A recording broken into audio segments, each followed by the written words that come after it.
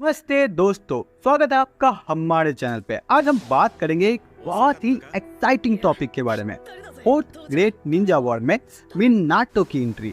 देखते हैं कैसे उनका री एनिमेशन हुआ, उनकी कंट्रीब्यूशन क्या थी और उनका अपने बेटे नारुतो के साथ इमोशनल रीयूनियन।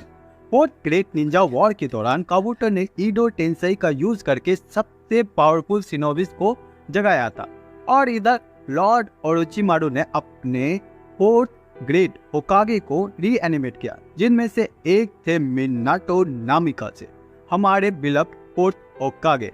उनके वापस आने के मोमेंट ने ही फैंस में खलबली मचा दी। मिनाटो के रिजरेक्शन के बाद वो बैटल फील्ड पर इमीडिएटली पहुंच जाते हैं। जैसे कि हम सब जानते हैं कि मिनाटो की स्पीड अलग लेवल की है।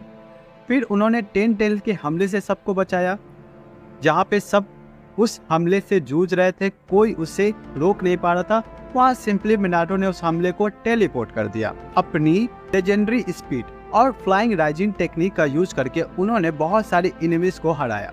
उन्होंने अपने स्ट्रेटेजिक माइंड और लीडरशिप स्किल से एलायंस फोर्स की काफी मदद की। सबसे इम्पैक्टफुल मोमेंट तब आया जब मिनाटो का रियूनियन हुआ अपने बेटे के साथ। ये मोमेंट बहुत ही इमोशनल था, क्योंकि पहली बार हम लोगों ने नारुतो का सपना पूरा होते देखा।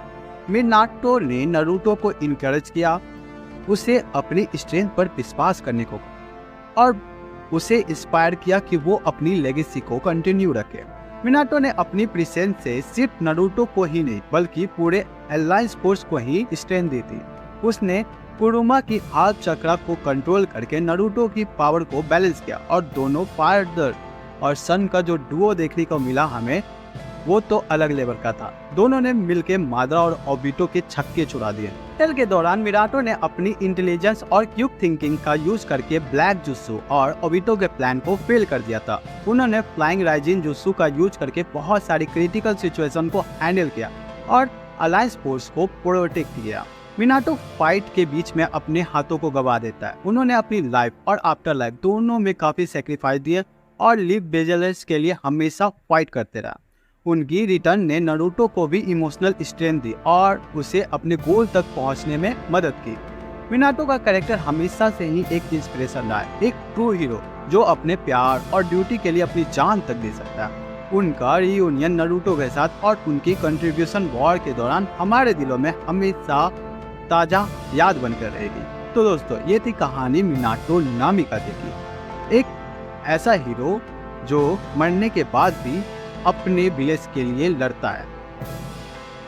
तो आपको कैसे लगी वीडियो? आगे कोई आपके मन में टॉपिक है तो मैं उस बारे में जरूर वीडियो बनाऊंगा, नीचे कमेंट करके बताएं। मिलते हैं नेक्स्ट वीडियो में। Thank you.